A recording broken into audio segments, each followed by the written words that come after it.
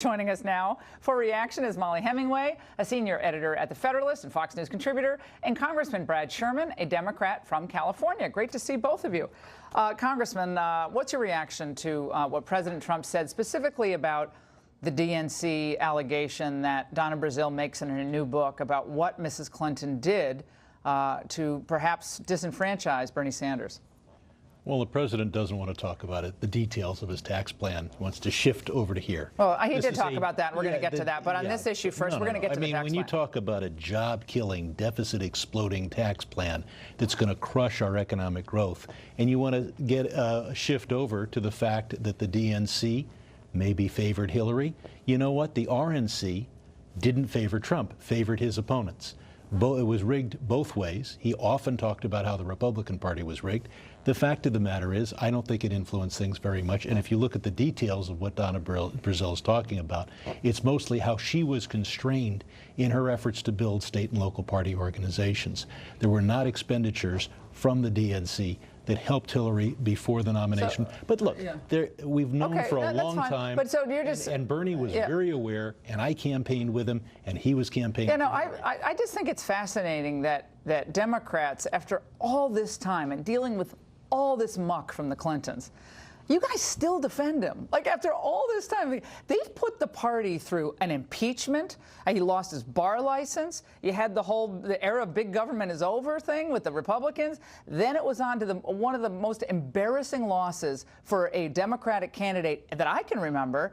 And you all still carry water for Hillary, even people who like Bernie. I mean, that to me is stunning. It also seems that this piece was a really strong signal that people are sick of Hillary Clinton, that they wish she weren't out there so much. I mean, this is the type of piece that Donna Brazile knew all this going, throughout the entire campaign. Yeah. She kept quiet about it until now. The reason why it's coming out now is not just that she has a book coming out, but also that there's safety in going after Hillary Clinton, and there's frustration, I think, in how Hillary mismanaged her campaign and just caused general problems for the party. It's interesting that Congressman Sherman, he's making the Democrat case against the tax cut. Rand Paul actually today on my radio show made a conservative kind of criticism about the tax plan. Let's listen.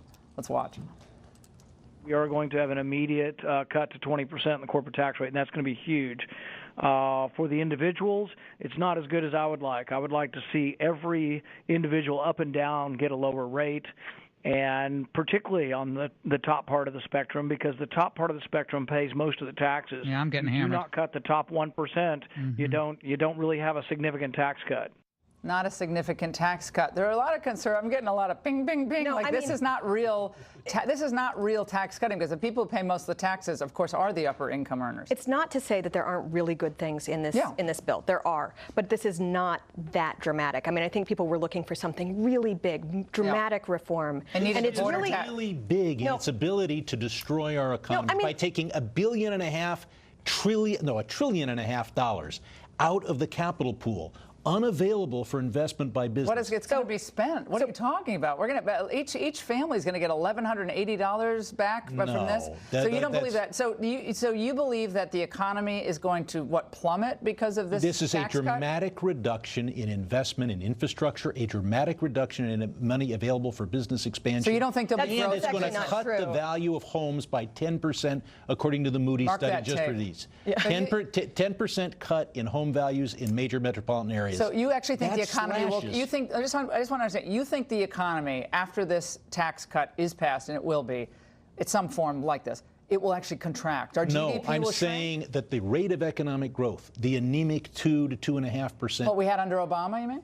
And that we continue to have under Trump. No, we have two consecutive quarters of 3% GDP. What are you talking about? 2017, worse than 2016 in terms of economic growth. Look at the statistics and don't exclude the months. When did Obama have 3% economic growth for 2 consecutive quarters? It's per year, not per quarter. Never had it. Well, he never had 2 consecutive terms, and this is without even tax reform. Yes, but you're excluding February and March, which were bad, which were not that was coming off the Obama years. I mean, we were coming right out of the Obama years. Trump claims credit for the for the stock market increase that occurred before he took the oath of office, but he won't take credit for the economy after he took oath of office. So you actually did he become president in November? Did he become president in January? Did he become president in April? I'm just trying to understand this. So the tech industry in northern part of your state, Northern California, is booming. Record corporate earnings, consumer confidence soaring, trade deficit down, which Democrats trade used deficit to like. is hugely up. It's been going up. It's 10% higher than it was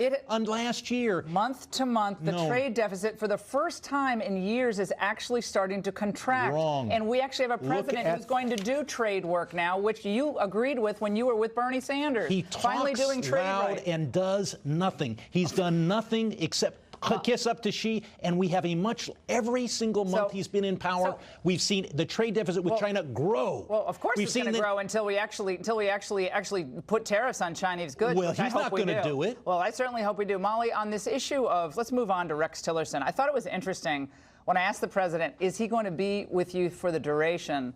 He kind of, well, we'll see. And he didn't really want to confront the issue of the positions in the State Department, which are still not filled, with his own nominees. Right. It is true that he kind of hedged a bit on that, but he always hedges when people ask about Rex Tillerson, and there have been rumors about Rex Tillerson departing since Rex Tillerson came. They continue to talk. They've got this big trip planned. I think it's premature to look for his departure. Of course, no Secretary of State lasts the... but I've got to say, I think after 360 days, there's a federal rule that a career person can assume a position after I think it's 360 days of an empty position not filled. That's actually going to work against the president if those positions don't get filled. That's what I'm worried about. Congressman, on the issue of the Democrats today and where the Democrats are going, obviously resist Trump, we get that, resist his agenda, we understand that. But you were with Bernie Sanders, who I actually really admire in many ways for his stance for the working people. I don't agree with some growing government part of it, but I like the fact that he was out there fighting for what he believed in. And I think he had more integrity in his positions than the Clintons had in their entire political career, frankly. So on this issue of the working class, what will the Democrat Party do to disentangle itself now from the old Clinton Wall Street ties? Well, I and Bernie Sanders have our bill to break up the big banks because too big to fail is too big to exist. We need a trade policy that doesn't just talk big and act like you're going to do something. Well, did Obama renegotiate NAFTA like he promised he would at the beginning of his campaign? He said he and Hillary both said we're going to go renegotiate NAFTA. Obviously, that wasn't done, but NAFTA hasn't been renegotiated. Well, they're doing either. it right now. That's what they're doing. Let's see if they do anything. They're talking. The trade deficit more has than Obama grown. ever did on the trade. The trade deficit with China has grown every month. It's grown every year for the last 16 years. Yes, that's actually not true, but it has grown every month. Since they joined the WTO, which month didn't it grow? Every single month it grew. No, every single year. There are some $360 billion last year. Yes, it's a huge amount. Right, and it's bigger now per month than it was last year. And we've done nothing but kiss up to Xi and basically let him know that he can. Well, we have a North Korea problem as well. Chain migration, DACA, will it be part? I thought he was most passionate today about the DACA issue, and he wants this chain migration done. And it looks like there's some traction on this. There's actually really good opportunity because so many people on opposing sides want things done, whether it's taking care of the delay, making it permanent for the people who are brought here as children, but also there's so many problems in what we've learned just even this week with the visa lottery system that nobody thinks is a good idea and needs to be taken care of. Chain migration. Just in general, we have an incoherent immigration policy that has been left to chance when it makes total sense, if you care about the American worker, the security of the nation, that you would have a policy that makes sense where you bring people in based on how they'll be able to earn a living and their English language skills and their track record of success. That's something you owe to working class people and the entire country. It's amazing, Congressman, that one person, if the number that President Trump cited is correct,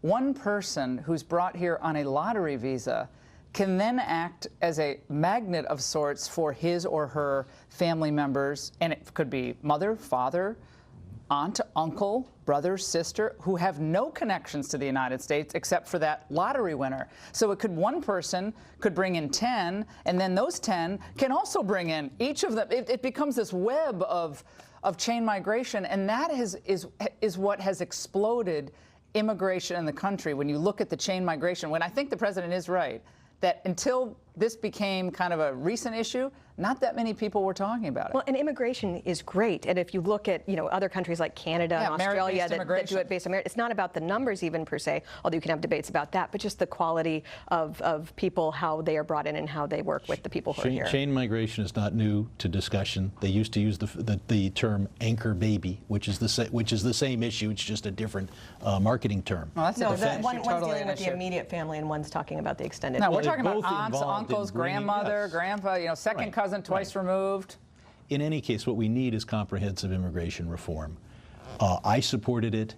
8 Republican senators supported it. It was a disaster. And it was one of the biggest scams, and it's one of the reasons George Bush's popularity plummeted in the last 2 years of his time in office. And what we have now is a complete nonsense immigration system where people in my district live in fear. They're part of our community. What about the fact that 20% of your prisons are illegal immigrants? Does that bother you? 20% of California prison inmates are illegal immigrants. What a nightmare that is for your taxpayers in your state. Don't you feel any sense of obligation on that issue? I would have to check that figure out. Are you shocked that you didn't know that? That's not a figure I'm familiar with. I will have to check it. The state is a sanctuary state, correct? I'm one of the few Democrats that comes on Fox every time somebody turns to me with a figure. Often they turn out to be wrong. No, I love the fact that you, Congressman, I love the fact that you come on, and I really appreciate the fact that you're willing to exchange ideas on all these topics, because frankly, there are a lot of Democrats who won't, and I don't think that helps them, and I don't think it helps the country. I think it's really good that you mix it up. I'm happy to be here, and the comprehensive immigration reform will at least provide for E-Verify. It will provide for more effective border enforcement. It involved the abolition of the lottery. So there are a lot of things in there that you agree with. But we cannot turn to people who have made their lives in the United States at the invitation, really, of our employers, at a time when we deliberately didn't try to. The American workers are obviously the most important focus that you have as a congressman. The American citizens, not illegal immigrants. You don't represent illegal immigrants, do you? I represent a community that includes people. But voters who are the constituents, right? I don't fail to represent somebody just because they're a legal immigrant and they can't vote yet. So you actually say that you're a representative of a legal immigrant? There's a big problem with the failure to understand rule of law and its importance. The Constitution is very clear. I represent all the people who live in my district counted by the census. And the census allocates members of Congress and representation based on everyone who lives there. Excluding, I think the term is Indians not taxed. And we haven't had that since the Great West. This is why Trump won. I'm sorry. I mean, I think people just feel so hammered by the government. Like, people just like middle-class workers who are American citizens. Like, is anyone like representing me? Or are we just worried about like, the DACA kids who are 35 years old? Laws are important, and we work together as people, and we have a shared set of laws, and we need to make sure that we enforce those, and that we have, if we decide to change them, change the laws. Just let everybody come across the border and have no border. I mean, we should just change the law and like have no border at all. And then obviously, that's not what I support. But when we had a system in the 90s that welcomed people with a wink and a nod at the request of Wall Street, you cannot then deport those people 20 years ago. It wasn't just investment bankers who wanted. There were a lot of people who wanted cheap labor. But it's great to have a great conversation with both of you. Thank you so much. Up next.